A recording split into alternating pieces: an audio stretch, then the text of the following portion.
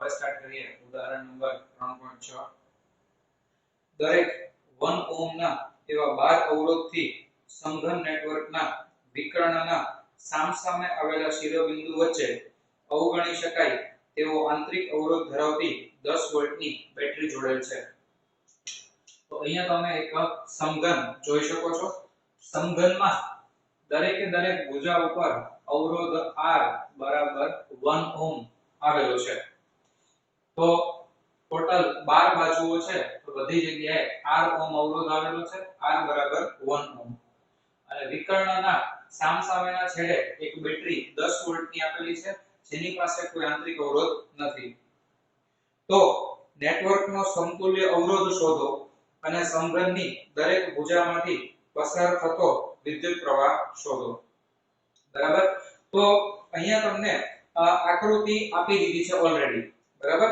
તો આકૃતિની અંદર જો તમને આપી દીધી હોય તો કોઈ વાંધો નહીં, ન આપેલી હોય તો તમે તમારી રીતે આકૃતિ દોરી શકો છો.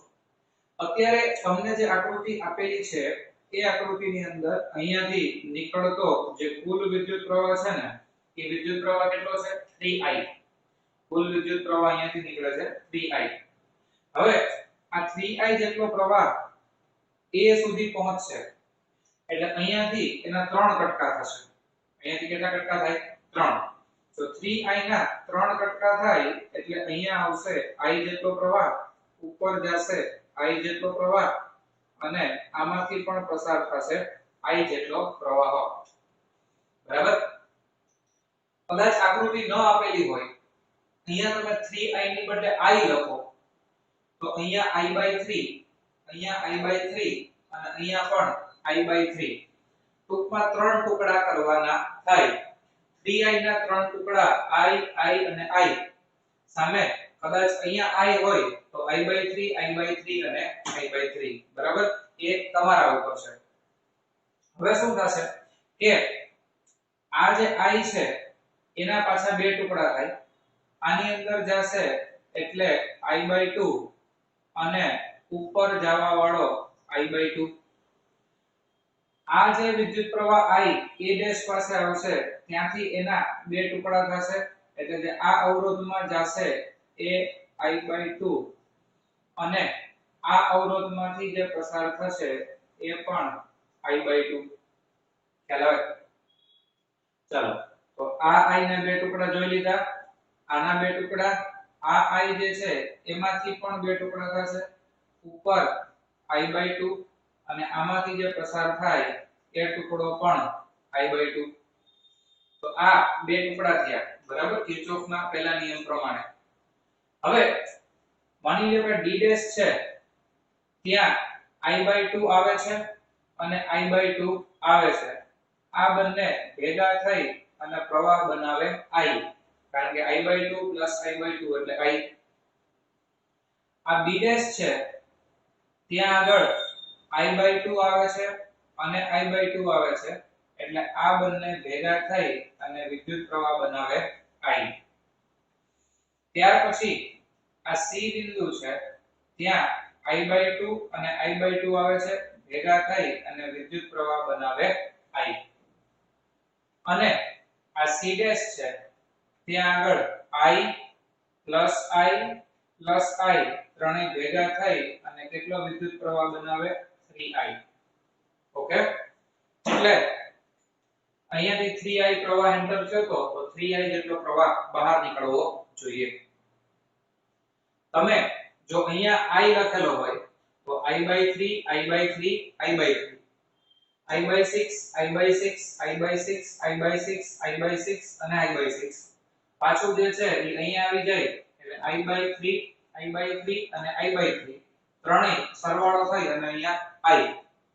તો ડિપેન્ડ્સ કે તમે કઈ રીતે નામકરણ કરો છો. 3I થી હું અત્યારે તમને સોલ્વ કરાવું છું. તમારે ઘરે જાતે પ્રેક્ટિસ કરવાની છે I લખીને. જવાબ સરખો જ આવવો જોઈએ. I હોય તો ત્રણ ટુકડા I/3 I/3 અને I/3. આ I/3 ના બે ટુકડા I/6 અને I/6. આ I/3 છે એના બે ટુકડા I/6 I/6. આ I/3 ના બે ટુકડા I/6 અને I/6. એવી રીતે તમે હોમવર્કનો પ્રયત્ન કરજો, બરાબર? એટલે તમને પ્રેક્ટિસ થઈ જાય. તો આ થઈ ગયું આપણું તે આખું નેટવર્ક.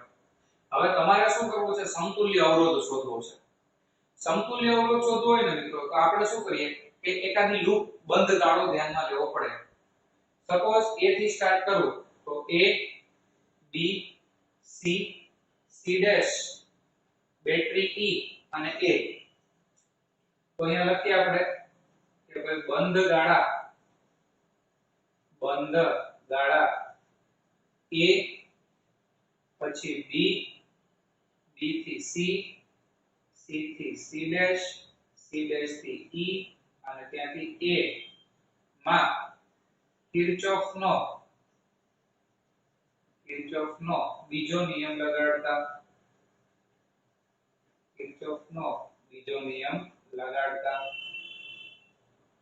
તો કિર્ચોફનો બીજો નિયમ લગાડો. Start with A. મુસાફરીની દિશા અત્યારે જે મેં લૂપ લીધી છે A થી B અને આ પ્રવાહની દિશા પણ A થી B એટલે IR કેવા થાય? માઈનસ. તો માઈનસ IR. B થી C. મુસાફરીની દિશા B થી C, પ્રવાહની દિશા પણ B થી C. તો આ I/2 R પણ માઈનસ. તો માઈનસ I/2 R. ત્યાર પછી C થી C ડેશ. તો મુસાફરીની દિશા C થી C ડેશ, પ્રવાહની દિશા પણ C થી C ડેશ. તો માઈનસ IR. ઓકે. ત્યાર પછી આ C ડેશ થી E માં આવશો એટલે બેટરીમાં તમે નેગેટિવ થી પોઝિટિવ તરફ જાવ છો. જે તરફ જાતા હોય એની નિશાની લેવાની એટલે કે પ્લસ E. અને ત્યાંથી પાછા આવી ગયા A ઉપર એટલે કામ પૂરું. તો એના બરાબર 0. બધી વેલ્યુ સબસ્ટિટ્યુટ કરીએ તો minus I minus I/2 minus I plus 10 એના બરાબર 0.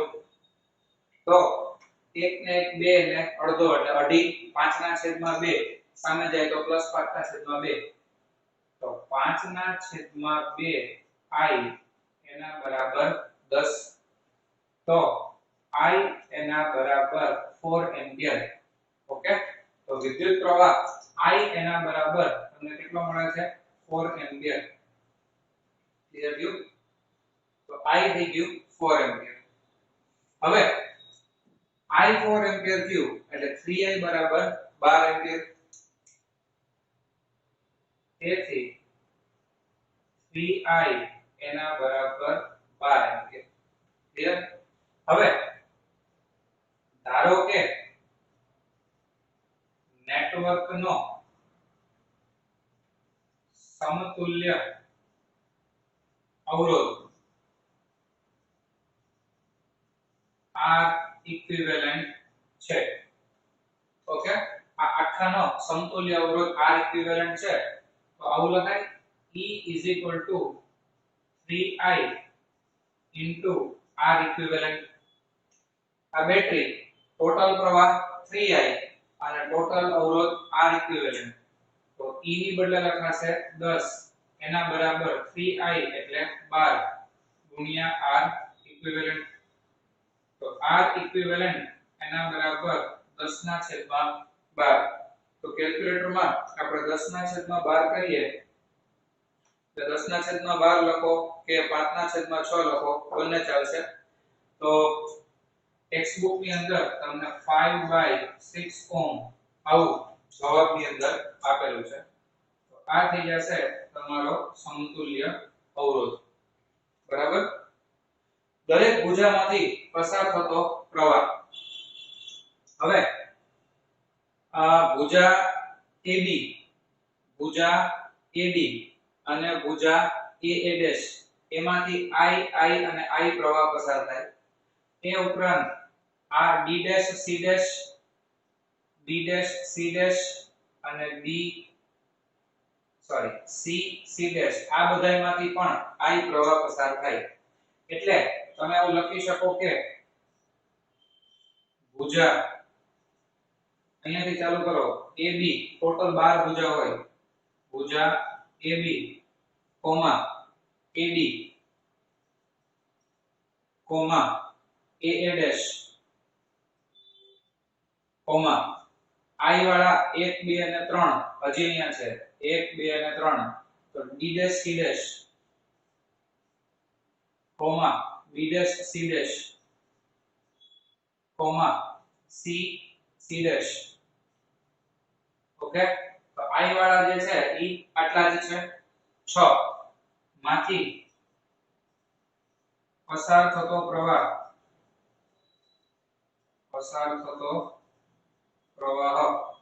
આ બધામાંથી I જેટલો પ્રવાહ પસાર થાય એટલે એ પ્રવાહ I બરાબર કેટલો છે 4 એમ્પિયર. પ્રવાહ કેટલો પસાર થાય 4 એમ્પિયર. તો પસાર થતો પ્રવાહ એના બરાબર 4 એમ્પિયર. 6 બાજુઓ થઈ, હજી 6 બાજુઓ બાકી. કઈ કઈ? તો કે I/2 વાળી. અહીંયાથી સ્ટાર્ટ કરો. DC અહીંયા લખી શકાય ભુજા DC, બરાબર. એક તો કઈ આવશે આ DC. પછી બીજી જે છે એ અહીંયાથી આવશે DD ડેશ, DD ડેશ. આ બે થઈ. ત્યાર પછી અહીંયાથી જુઓ BC અને BB dash, BC BB dash. હજી બે હશે I/2 અહીંયાથી A ડેશ B ડેશ અને A dash D dash, A dash B dash અને A ડેશ D ડેશ માંથી પસાર થતો પ્રવાહ એના બરાબર. તો આ બધામાંથી I/2 જેટલો પ્રવાહ પસાર થાય છે. I એટલે 4 એમ્પિયર છે, 4/2 એટલે 2 એમ્પિયર જેટલો પ્રવાહ પસાર થાય. તો આ આપણો પ્રશ્ન હતો કે દરેક ભુજામાંથી પસાર થતો પ્રવાહ શોધો. તો આ થઈ ગયો તમારો દરેક ભુજામાંથી પસાર થતો વિદ્યુત પ્રવાહ. બરાબર. તો આ વખતે કામ થોડું ઈઝી હતું કે એક જ લૂપમાંથી તમને આખો જવાબ મળી ગયો. ઘણીવાર એવું થાય કે એક લૂપમાંથી જવાબ ન મળે તો તમારે 2 કે 3 લૂપની અંદર KVL લગાડવો પડે. બરાબર. KVL એટલે કિર્ચોફ વોલ્ટેજ લો અથવા કિર્ચોફનો બીજો નિયમ. તો આ થઈ ગયા ઉદાહરણનો છઠ્ઠો દાખલો. Thank you.